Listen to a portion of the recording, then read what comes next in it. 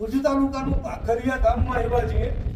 ભાખરિયા ગામની પ્રાથમિક શાળા 2007 થી માંડી અને આજ સુધી બંધ પડી છે. માત્ર 2024માં 1 મહિના પૂરતા એક શિક્ષક આવ્યા હતા. આપણે એમ કહી શકીએ કે 2007 થી કરીને આજ દિન સુધી આ સ્કૂલ બંધ છે.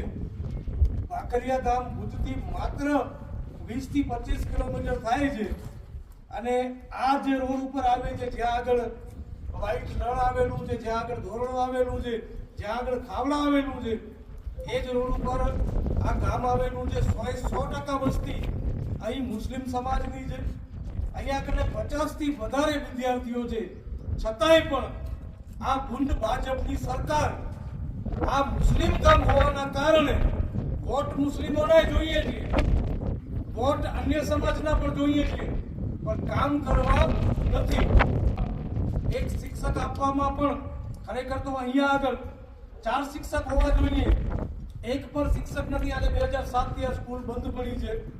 મેં 2 દિવસ પહેલા પેપરમાં આવ્યું ત્યારે વાંચ્યું અને આજે આ ગામની મુલાકાત લીધી છે. શિક્ષણ મંત્રી ને મારું એટલું કહેવું છે કે કચ્છમાંથી તમને ખનીજ જોઈએ છે, કચ્છમાંથી તમને બેન્ટોનાઇટ જોઈએ છે, કચ્છમાંથી તમારા ભૂંડ ભાજપના નેતાઓ જોઈએ છે. 6 ધારાસભ્ય તમારા, એક સાંસદ તમારા, છતાંય પણ કચ્છમાં 4304 શિક્ષકોની ઘટ હોય અને આવા ભાખરિયા ગામમાં એક પણ શિક્ષક ન હોય તો ભુજ તાલુકાના ધારાસભ્યને રાજીનામું આપી દેવું જોઈએ. ભુજ તાલુકાના ધારાસભ્ય વોટની ભીખ માંગવા માટે આવે છે, પણ એ નથી જોતા કે અહીંના બાળકોનું ભવિષ્ય ખતમ થઈ રહ્યું છે. હું ધન્યવાદ આપીશ અહીંના મોલાણાને કે પઢાવે છે અને ભણાવે પણ છે, જે થકી બાળકો થોડુંક ભણી શકે છે.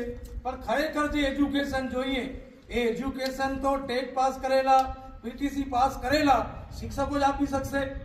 શિક્ષકોની ઘટ જે કચ્છમાં છે એના ભાગ સ્વરૂપે એક બહુ ભુજ તાલુકો જે વિકસિત તાલુકો કહેવાય છે, એનું એક નાટકનું ગામ છે જ્યાં 50 થી વધારે વિદ્યાર્થીઓ છે. એવા ગામમાં 2007 થી માંડી અને આજ દિવસ સુધી કોઈ શિક્ષક આવ્યા નથી. આ ધારાસભ્યોને ખુલ્લી ચેલેન્જ છે કે તમે હવે એપ્રિલ મહિનામાં પરીક્ષા આવશે તો પરીક્ષા લેવા માટે આ બાળકો કોને પરીક્ષા આપશે? કઈ રીતે પરીક્ષા તમે લેશો આ બાળકોની? ખરેખર તમને જો જરાય પણ શરમ હોય ધારાસભ્યને, કચ્છના સાંસદને, તો એક વખત આ ગામની મુલાકાત લ્યો અને તાત્કાલિક ધોરણે આ ગામની સ્કૂલ ચાલુ કરાવો. અન્યથા આ ગામના તમામ લોકોને સાથે રાખી અને જે તમારો ખાવડા વાળો હાઈવે મોદી સાહેબે જે બનાવ્યો છે ને એ હાઈવે બંધ કરશું. કારણ કે શિક્ષણ માટે જે પણ જરૂરી છે એ તમામે તમામ વસ્તુ કરવા માટે અમે તૈયાર છીએ.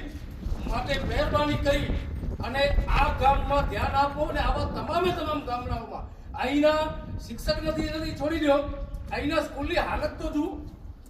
જાળવા ઉગી આવ્યા છે, ટાઇલ્સના ઠેકાણા નથી. અહીંયા આગળ સ્કૂલે નવી બનવી જોઈએ અને શિક્ષકો પણ અહીંયા આગળ કમસે કમ 4 શિક્ષકો અહીંયા આગળ આવવા જોઈએ. અન્યથા રોડ રસ્તા બંધ થશે અને એમાં કઈ થશે એની જવાબદારી કચ્છના સાંસદની અને ભુજના ધારાસભ્યની રહેશે.